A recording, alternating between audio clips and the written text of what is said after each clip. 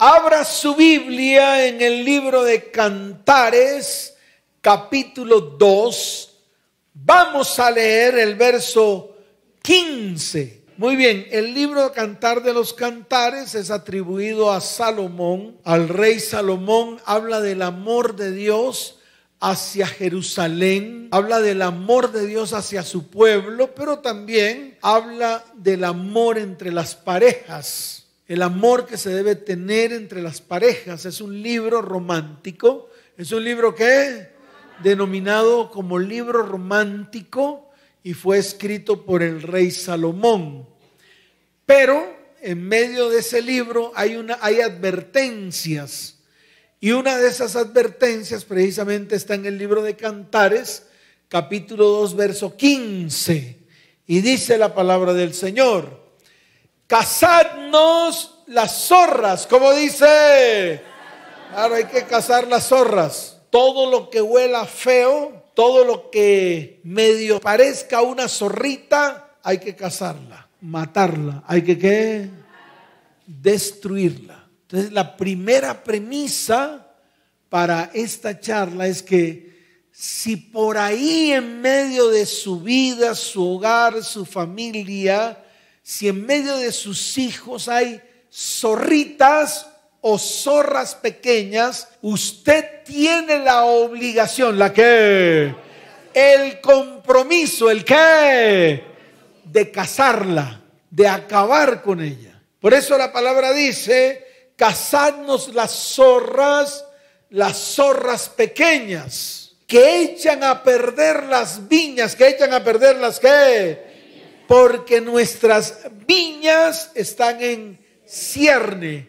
Las viñas están en ¿qué? Están en cierne, están por madurar. A eso se refiere Cantares. Se refiere a que si nosotros permitimos que alguna zorra o alguna pequeña zorra se introduzca en medio de la vid, sencillamente acaba con el fruto. Acaba con el fruto de la vid. Se come el fruto de la vid y sencillamente nos deja sin frutos. ¿Nos deja sin qué? Sin frutos. De aquí surge una pregunta para la iglesia, y es: ¿qué pecados pequeños, que creemos que son pequeños, has cometido y crees que Dios los ha pasado por alto? Entonces esa es la pregunta que tú tienes que hacerte hoy.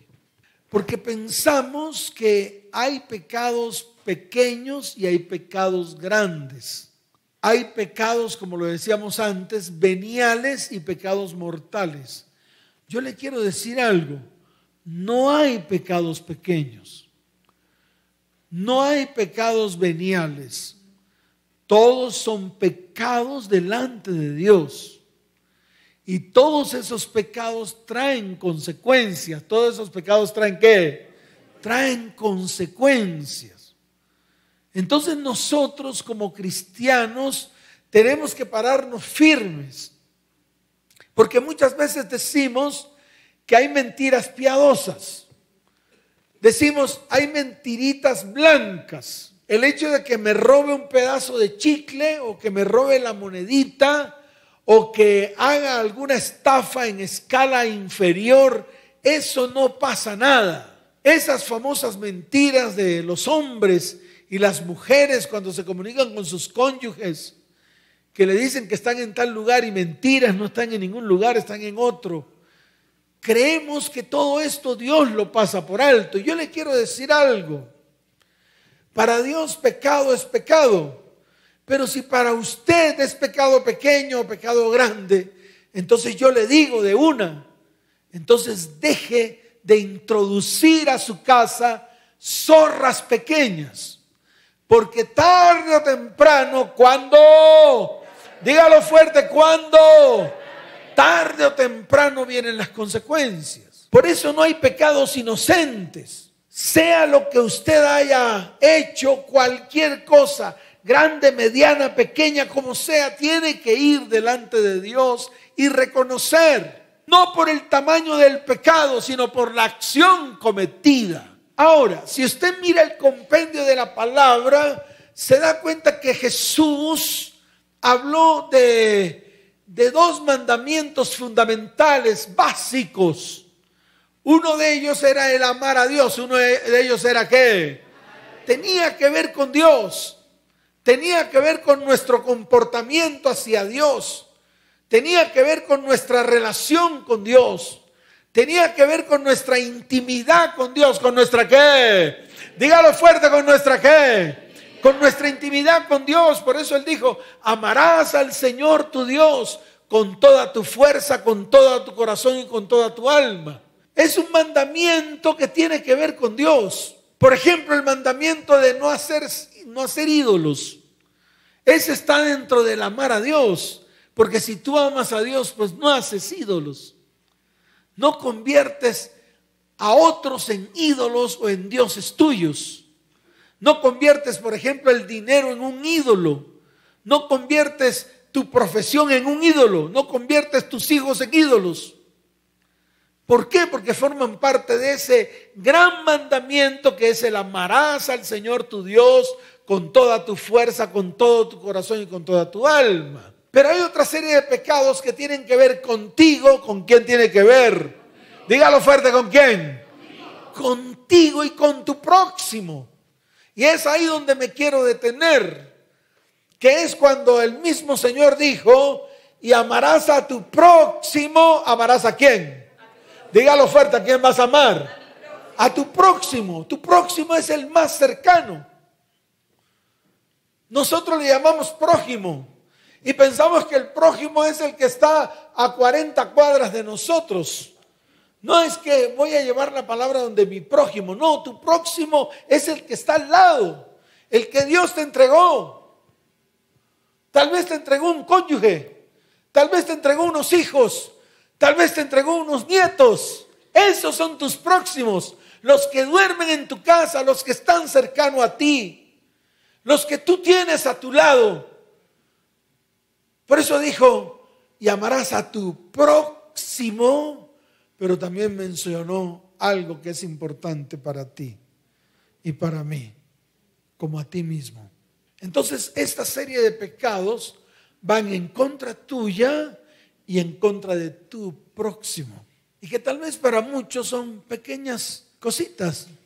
El hecho de que yo me levante, insulte a mi mujer y le diga que es lo que sea, que la por debajé, que le diga una cantidad de cosas con mi boca, pues eso a Dios se le pasa por alto. Al fin y al cabo iré donde mi mujer, a la que maldije, a la que le dije una cantidad de cosas y le pediré perdón. Yo creo que Dios me perdona. Y ese es el concepto que tenemos. ¿Por qué? Porque pensamos que son cosas pequeñas. Pero yo le quiero decir algo. Delante de los ojos de Dios no hay nada pequeño, ni hay nada grande. Todo es igual. El que mata es igual que el que roba. Tiene que reconocer su pecado en la misma magnitud.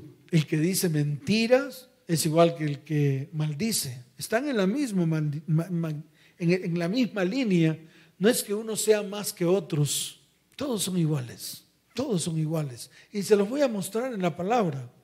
Les voy a mostrar algunos ejemplos de algunos pecados que tal vez para hoy, para los jóvenes de hoy, para los hombres de hoy, son pecados que no, eso Dios lo pasa por alto. No lo crea, no crea eso. Más bien póngase firme y vaya delante de Dios, porque esas pequeñas zorras son las que han destruido no solamente su vida, sino también su hogar, sino también su descendencia. Y tenemos que pararnos firmes. Entonces es el compendio de pecados que existe. Uno contra Dios, que tiene que ver con Él, y otra contra nosotros y los que están a nuestro alrededor. Y ahí que entra pues la fornicación, el adulterio, la mentira, el no matar, el no robar, el no codiciar, el no dañar al otro, el no ser injusto. Toda esa cantidad de cosillas que nosotros hacemos, que tal vez para muchos de nosotros es algo sencillo, fácil, para Dios es importante. Para Dios es que es importante. Entonces les voy a mostrar algunos de los que están en la palabra para que usted aprenda. Solamente quiero que aprenda. Usted mismo tiene que tomar las decisiones. Recuerde que el pastor no hace que usted tome decisiones. El pastor solamente enseña y usted toma decisiones. Usted se sentará delante del Señor, hará una lista, dirá: uy, sí, Señor, a mis hijos los cojo, los levanto a lengua, los maldigo. A mi esposa cuántas veces la he por debajeado. Cuántas veces he colocado mi hogar y mi familia en tela de juicio. Cuántas veces he sido indisciplinado y he traído indisciplina a mi casa. Cuántas veces me he levantado con mala actitud con mi familia y los insulto y los por debajeo y los daño. Cuántas veces he menospreciado a la persona que un día Dios me entregó como regalo. Cuántas veces he descuidado la parte espiritual en mi casa. Son pequeñas zorras, pero se los voy a mostrar como ejemplo en la palabra. Por ejemplo, hay una palabra en el libro de Hechos de los Apóstoles, capítulo 5. Vaya ya, vamos a leer, vamos a estudiar. Hechos de los Apóstoles, capítulo 5. Se trata de una pareja llamada Ananías y Zafira. Ananías y Zafira, si usted lee la palabra, ahí cuando la empieza a leer, tenían una heredad. ¿Qué tenían Ananías y Zafira? Una heredad. Esa heredad la vendieron y ellos hicieron una promesa. ¿Hicieron una qué? Una promesa. Ellos pertenecían al grupo de los apóstoles que siguieron la obra de Jesús después de su resurrección. Y mire lo que dice el capítulo 4, el verso 32. Vaya un poquito más arriba para que usted entienda el contexto. Dice la palabra: y la multitud de los que habían creído era de un corazón y un alma. ¿Era de un qué? Y ninguno decía ser suyo propio nada de lo que poseía, sino que tenían todas las cosas en común. ¿Qué tenían en común? Todas las cosas. Le voy a explicar esta iglesia cómo era antes, cuando nosotros la comenzamos a hacer o a levantar en el año 2001 y la constituimos en el año 2003. Éramos un grupo de personas que amábamos lo que hacíamos. Amábamos la iglesia, queríamos levantar la iglesia, nos reunimos para hacer esto y también dijimos que íbamos a aportar para la iglesia un grupito pequeño. Éramos como 14 personas, cada uno daba mensualmente un dinero para sostener la iglesia mientras que crecía, mientras que Dios nos daba qué visión le teníamos que entregar a las familias. Y también hacíamos mucha labor social, mucha. Nosotros entregamos alrededor de unas 2.200 viviendas en Bogotá. Labor social que hacíamos de una manera fuerte, pues porque yo podía hacerlo. Entregamos como 2.500 medias becas en 7 universidades. Hacíamos vacunación de neumococo y rotavirus. En ese tiempo una vacuna de rotavirus y neumococo costaba 230,000 pesos, pero nosotros la aplicábamos gratuitamente. Hicimos vacunación de cáncer de cuello uterino y también hicimos varias jornadas de cáncer de seno. Mandamos a algunas mujeres a tratamiento gratuito en el cancerológico y aquí al lado. Hicimos mucha labor social y eso lo hacíamos cada mes, cada 6 meses, dependiendo, pero hacíamos mucha labor social que requería también de mucho dinero, pero lo hacíamos. Nos reuníamos, dábamos mercados cada mes, traíamos 5 mercados a familias de la iglesia que estaban mal económicamente y les ayudábamos, así como dice la palabra. O sea, lo que usted me acabó de escuchar en Hechos de los Apóstoles capítulo 4, desde el verso 32 en adelante, nosotros lo hacíamos. Y conviníamos con todos los que me rodeaban, que eran las personas que estaban conmigo en esos momentos, a que íbamos a entregar parte de nuestro sueldo, de nuestro salario, de nuestro dinero para la iglesia, y eso lo hacíamos. Yo por lo menos me acuerdo tanto, yo entregaba 1,000,000 de pesos, había otra persona que entregaban 500, había otra persona que entregaban 400, otros entregaban 200, según lo que podían entregar, y cogíamos el dinero, lo guardábamos y comenzábamos a planear las labores sociales. amo lo que Dios un día me entregó. Lo amo entrañablemente. Ese es el tamaño del pastor que usted tiene. Porque amo esto. Lo amo con todo mi corazón. Amén. Ahorita pues tenemos el medio de comunicación que es la emisora y a través de ella estamos haciendo casi que el mismo trabajo que hacíamos antes, sin dar nada, pero sí damos palabra y las personas, pues muchas familias se han restaurado. ¿Cuántos dicen amén? Entonces nosotros hacíamos esto que usted ve aquí en Hechos de los Apóstoles, lo hacíamos con las familias, lo hacíamos y nos daba muy buenos resultados, en el sentido en que podíamos ayudar a miles y miles de personas a nuestro alrededor, personas que no tenían vivienda, que no tenían la mínima posibilidad de tenerla. Hoy usted ve en Bogotá 5 barrios que yo planté en Bogotá, lleno de personas a los cuales les entregué vivienda propia. Amén. O por lo menos les ayudé a tener vivienda propia. Jóvenes que no podían estudiar una carrera profesional, los puse a estudiar y hoy en día muchos de ellos son profesionales. Aquí en esta iglesia hay varios profesionales que hoy están en la alabanza, que se les dio eso, medias becas universitarias. Y lo aprovecharon bien porque ahora son profesionales. ¿Cuántos dicen amén? Entonces dice la palabra que Ananías y Zafira vendieron una heredad, pero de esa parte de la heredad que dijeron que la iban a entregar, sustrajeron, o sea, sacaron un pedazo, un poco de dinero y lo guardaron en sus bolsillos y dieron la otra parte a los apóstoles. Aquí lo dice, mire, dice la palabra, y trayendo solo una parte la puso a los pies de los apóstoles. Amén por ellos. Al fin y al cabo a mí no me interesa qué estaba pasando en esos momentos.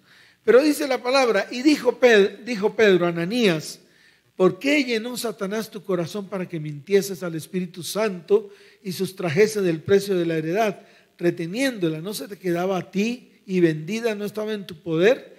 ¿Por qué pusiste esto en tu corazón? No has mentido a los hombres sino a Dios. Ananías murió. Le dio un infarto. Lo sacaron los jóvenes y lo sepultaron. Al poco rato dice la palabra que pasadas 3 horas vino Zafira. Y entonces le dijeron lo mismo: Zafira, tú vendiste la heredad por tanto precio. Dijo, sí. Entonces le dijo, no mientas al Espíritu, tu marido acabó de morir, pues a ti también te va a pasar lo mismo. Y Zafira también murió. Fíjate cómo algo tan pequeño como son las promesas o lo que nosotros prometemos.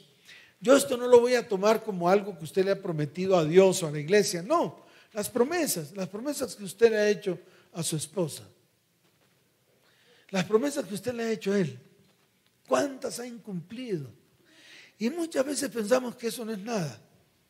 No, eso Dios no lo tiene en cuenta. Y no es cierto, sí lo tiene en cuenta. ¿Cuántas promesas usted le dijo a su esposa que no cumplió? Miles, muchas. ¿Cuántas promesas le hemos dado a nuestros hijos y no las hemos cumplido? Muchas. Y pensamos que eso no es nada, eso es larín larán, eso, tranquilo Dios ahí pasa. ¿Cómo es que dicen ustedes? Pasa por el ladito. ¿Cómo es que dicen ustedes los dichos? ¿Cómo? Sí, pasa desapercibido de agache. No, Dios lo pasa de agache. No es cierto. No es cierto. Fíjese cómo algo tan sencillo como esto, que era el entregar el dinero de la heredad para todos, porque era para todos. Si Ananías y Zafira entregaban la heredad, pues se repartía en todos. Ahí dice más adelante, era para todos, todos gozaban de bienestar, todos tenían alimento en su casa, todos tenían la palabra, todos se reunían en lo mismo, todos tenían dinero, nadie pasaba hambre, nadie le faltaba un vestido, porque todo era para todos. Y cómo esto se convirtió en muerte para 2 personas que mintieron delante de Dios. Entonces la pregunta para ustedes es, ¿cuántas veces hemos mentido o cuántas veces hemos prometido algo y no hemos cumplido? Y pensamos que eso no va a pasar nada. Y fíjense que sí tiene una base de fondo, una base espiritual de fondo. Por eso les digo algo a ustedes, varones, mujeres, jovencitas, jovencitos. Lo que prometan, cúmplanlo hasta el fin. ¿Hasta cuándo?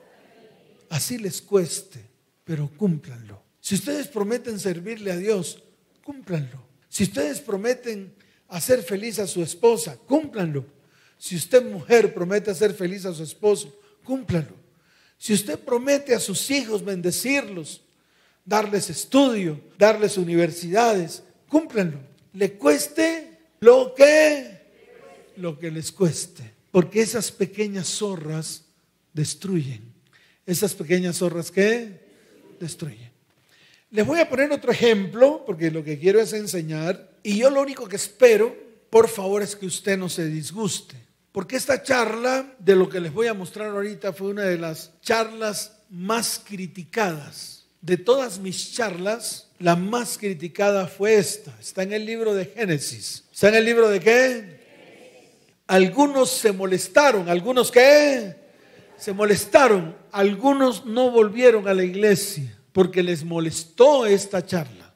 Pero se las voy a contar. Mire lo que dice la palabra en el capítulo 38 de Génesis. Abra su Biblia ahí, por favor. Vamos a estudiar la Biblia. ¿Ya lo tiene? Muy bien. Sé que esto va a golpear a muchos, pero igual, ¿quieren que les diga la verdad o quieren que les diga mentiras? Listo, entonces ahí está registrada. Mire lo que dice. Aconteció en aquel tiempo que Judá, ¿quién? Hijo de Jacob. ¿Judá era hijo de quién? De Judá sale la tribu de Judá, o sea, los judíos. Aconteció en aquel tiempo que Judá se apartó de sus hermanos y se fue a un varón adulamita que se llamaba Hira. ¿Cómo se llamaba? Hira. Y vio allí Judá la hija de un hombre cananeo, el cual se llamaba Súa, y la tomó y se llegó a ella. Con esta mujer, hija de Súa, tuvo 3 hijos. ¿Cuántos hijos? 3 hijos. Dice la palabra en el verso 3. Y ella concibió y dio a luz un hijo y llamó su nombre ¿Cómo se llamaba? Concibió otra vez y dio a luz un hijo y llamó su nombre Onán. ¿Cómo se llamó?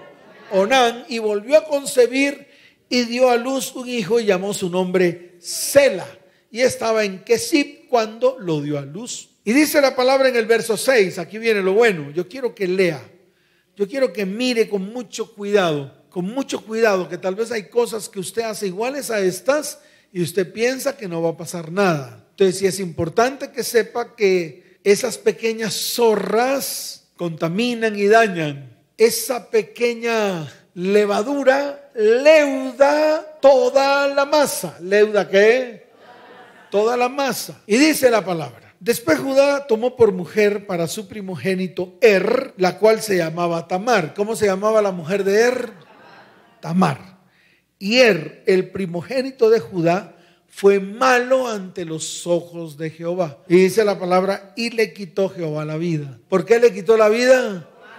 Porque era malo. Ahí dice, yo no lo estoy inventando. A Ananías y Zafira, ¿quién le quitó la vida? ¿Por qué? Porque mintieron. Porque hicieron algo que tal vez para ellos era pequeño, pero ante los ojos de Dios fue algo muy grande. Aquí lo mismo, era malo y Jehová le quitó la... Muy bien. Lea el verso 8. Entonces Judá dijo a Onán, como murió el hijo mayor, y tenía una mujer llamada Tamar, en ese tiempo, el hermano que le seguía al mayor, si el mayor moría, tenía que dejarle descendencia a su hermano mayor. O sea, Onán tenía que acostarse con Tamar hasta que Tamar tuviera hijos. Esa era la costumbre. Que esto usted no lo convierta en ley para usted.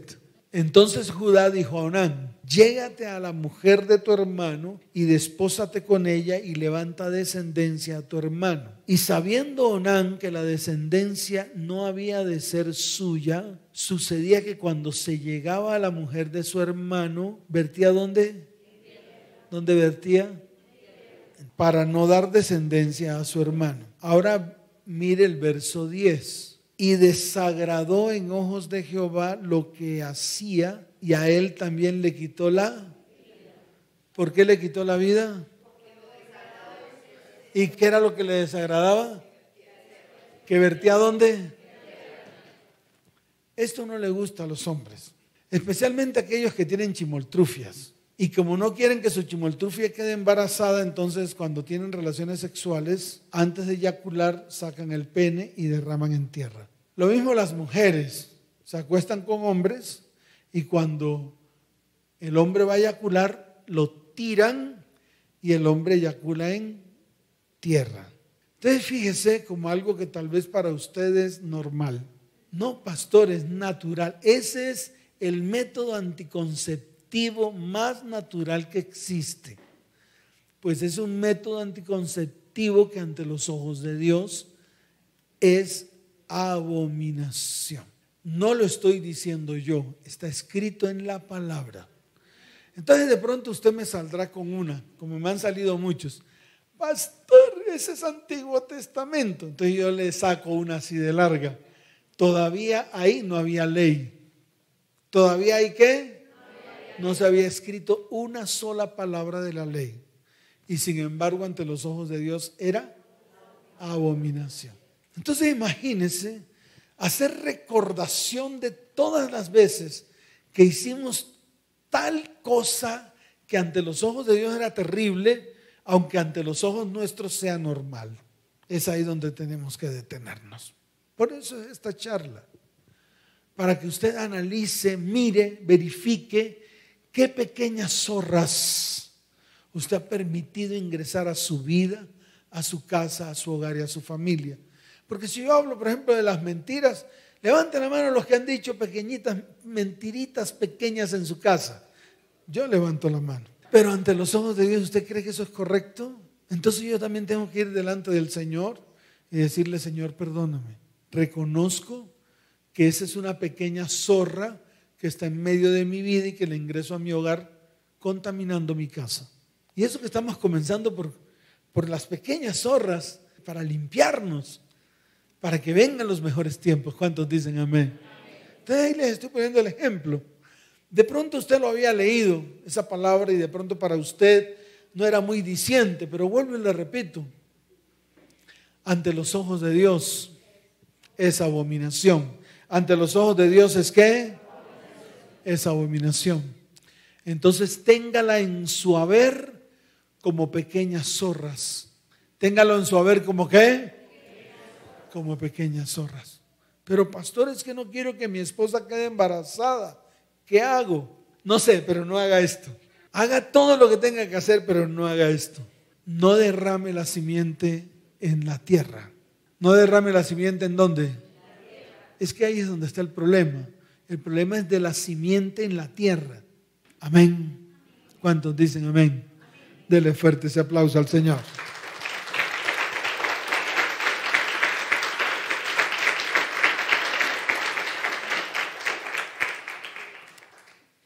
¿Qué traen las pequeñas zorras? Lo primero que traen es asolamiento. ¿Qué traen? Asolamiento. Asolar significa destruir totalmente un territorio o todo lo que hay en él. Y las pequeñas zorras, cuando se meten en los huertos, ¿qué hacen con el huerto? Pues lo acaban, lo asolan, lo destruyen completamente, destruyen incluso la tierra, se comen los frutos, se come todo lo que está en ciernes. Por eso no introduzcan más pequeñas zorras en su casa. ¿Cuántos dicen amén? Quitan el gozo. ¿Qué hacen las pequeñas zorras? Claro, quitan el gozo. Una de las características que tienen las zorras es que echan a perder las viñas cuando están en ciernes. Lo que yo les decía de mi abuelo era de mucho gozo y de mucha alegría cuando nos reuníamos todos y mi abuelo cogía una palangana y ahí colocaba todos los racimos de uva. Y eran unos racimos muy grandes, es que eran grandotes, increíble, y los colocaba sobre la batea. Me acuerdo que era como una batea, como una palangana. Ahí colocaba los racimos de uva y le entregaba un racimo a cada uno de sus hijos. Y ese racimo que le entregaba a cada uno de los hijos era para que se lo comieran él y los hijos de él. ¡Qué increíble! ¡Qué increíble! Entonces, precisamente lo que hacen las zorras es que son enemigos de las viñas y destruyen y asolan completamente la viña y quitan el gozo, porque el gozo más grande era cuando se repartían los frutos. Cuando se repartían los ¿qué? Los frutos. traen derrota. ¿Qué traen? Traen derrota. Si usted ha intentado levantar una descendencia, una familia, y empieza a introducir pequeñas zorras en su casa, esto hace que su vida, su hogar y su familia se destruyan. Y se siente usted derrotado. Nada de lo que hace le funciona. Todo lo que ha hecho es como si fuese en vano. Entonces sí es necesario que usted saque, mate, destruya las pequeñas zorras que están en su vida, en su hogar y en su familia. ¿Y cuáles son estas pequeñas zorras? Por ejemplo, las malas actitudes. Muchas veces tenemos malas actitudes con nuestros próximos. Nos levantamos con malas actitudes, abriendo la boca para maldecir, irrespetando a todo el mundo, deshonrando a nuestro próximo. Y esas malas actitudes que hacen que un corazón se llene de piedra. Yo me acuerdo mi esposa, cuando yo tenía una mala actitud con ella me decía, Luis, se iba una. Tenía otra mala actitud y me decía, Luis, se iba dos. Y no quiero que llegue la tercera. Así me decía. ¿Y qué hacía esto? Que ella en el corazón comenzara a acumular y acumular piedras. Y después de acumularlas en el corazón, tiraba una por una. Y déjeme decirle algo, cada piedra que salía de la boca de mi esposa era para escalabrar a cualquiera. Y yo estoy seguro que eso también le ha ocurrido a usted. ¿Cuántos dicen amén? La zorra de la indisciplina. ¿Cuántas veces hemos llevado indisciplina en nuestra casa y permitimos que nuestros hijos sean indisciplinados? Todo porque somos indisciplinados y no damos testimonio. ¿No damos qué? No damos testimonio. Y cuando uno no da testimonio, los hijos hacen lo mismo que ven hacer a sus papás. Entonces yo le digo a los papás y a las mamás que están aquí, establezcan disciplina en su hogar. El establecer disciplina en el hogar hace que el hogar esté todo en orden. Establezca disciplina en el área económica, establezca disciplina en el área de relaciones, establezca disciplina, todo. Si sus hijos tienen novias, establezca disciplina. Si sus hijas tienen novios, establezca disciplina, orden hasta en los alimentos que se consumen. Orden. ¿Cuántos dicen amén? ¿Cuántos dicen amén? La zorra de la falta de respeto. Y esto yo lo traduzco en algo que se llama deshonra. ¿Cómo se llama? Deshonra. Mire, Dios a usted le entregó un hogar, una familia, unos hijos, para que usted los honre. Para que usted ¿qué? No permita que la deshonra se introduzca en su hogar. Nosotros somos muy dados a deshonrar a nuestros cónyuges y nosotros comenzamos a hablar mal de nuestros cónyuges, no solamente a los de afuera, sino también a nuestros hijos. Cogemos a nuestros hijos y le hablamos mal de su papá o de su mamá. Cuando usted hace eso, es una práctica deshonrosa para su hogar. No hable mal de su casa, no hable mal de su trabajo, no hable mal de sus jefes.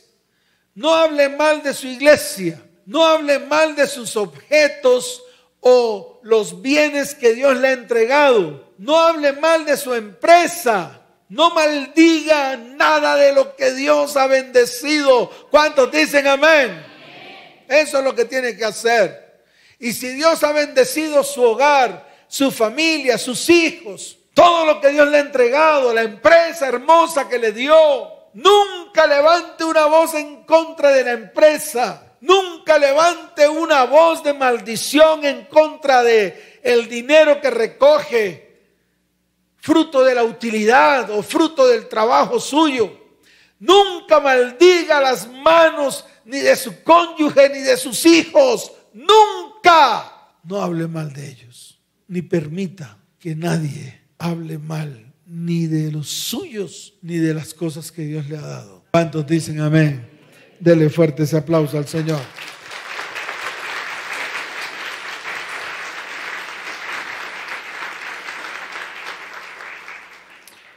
Zona de la crítica. Estamos dados a criticar. Tal vez es uno de los grandes males de este siglo, la crítica. Criticamos por todo. Criticamos porque sí, criticamos porque no. Deje de usar la lengua suya como elemento o instrumento de crítica.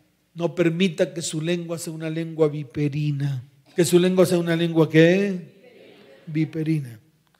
Si usted permite la crítica en su vida, en su casa, en su hogar y en su familia, tarde o temprano se va a destruir por causa de la crítica. No es que estoy haciendo críticas constructivas. No, más bien haga planes.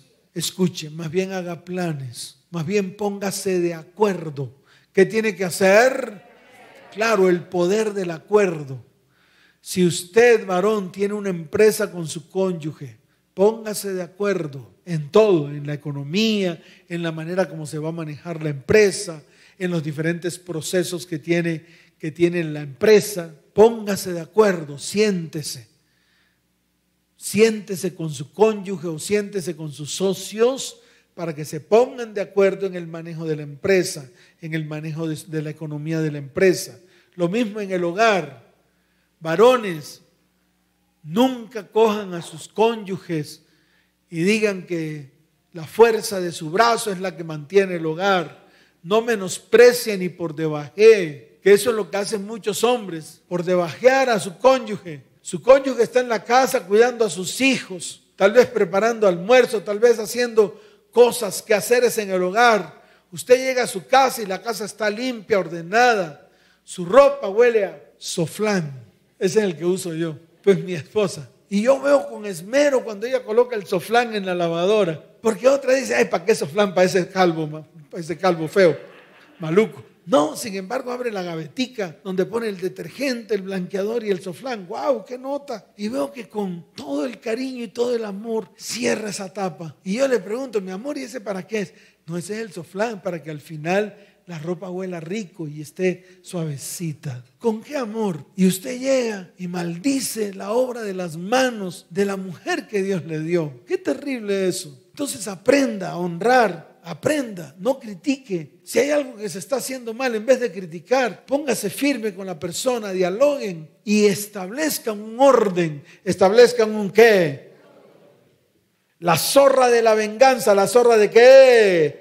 De la venganza. Nunca tome venganza por sus manos. La zorra del menosprecio que ya hablé y la zorra del descuido espiritual. ¿Cuántos dicen amén?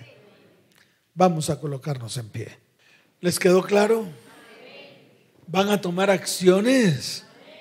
Díganle a la persona que está a su lado, que yo sé que es su esposa, o su familiar, o sus hijos, dígale, nos vamos a poner de acuerdo.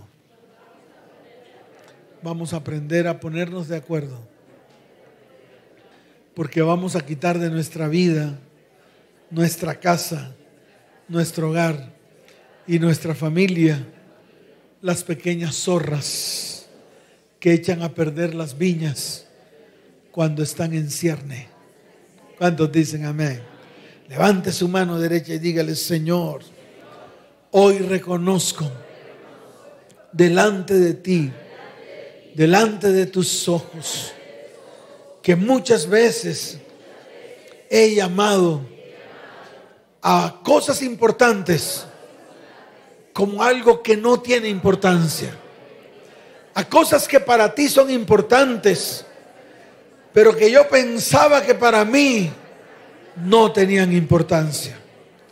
Hoy coloco delante de ti las pequeñas zorras que han dañado mi huerto, que han dañado mi viña, que han dañado mi territorio, que han dañado mi hogar y que han dañado mi familia. Señor, pecados pequeños o que yo creía pequeños que he cometido y pensé que tú los habías pasado por alto. Hoy los llevo a la cruz del Calvario. Hoy voy a la cruz a confesar lo que he hecho mal delante de tus ojos. Señor, hoy te pido que limpies mi vida, que limpies mi casa, que limpies mi hogar y que limpies mi familia de estas zorras pequeñas con las cuales he destruido mi viña. Señor, mi viña es mi vida, mi familia, mi hogar y mi descendencia. Y he visto que he provocado enemistad, discordia, incomprensión. Padre, mas hoy me paro firme para ordenar todo lo que está desordenado, que delante de tus ojos está desordenado. Señor, hoy te doy gracias por abrir mis ojos espirituales. Hoy te doy gracias por mostrarme que un poco de levadura leuda toda la masa, que son como moscas muertas. Son como moscas muertas, peligrosas y dañinas.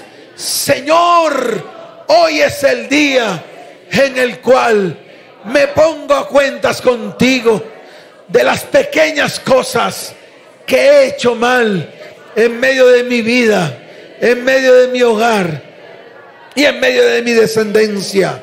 Padre, que tu sangre preciosa me limpie, que tu sangre preciosa me lave completamente, que tu sangre preciosa lave mi vida, lave mi casa, lave mi hogar y lave mi descendencia. Te doy gracias, Señor, en el nombre de Jesús. Amén y amén. Dele fuerte ese aplauso al Señor.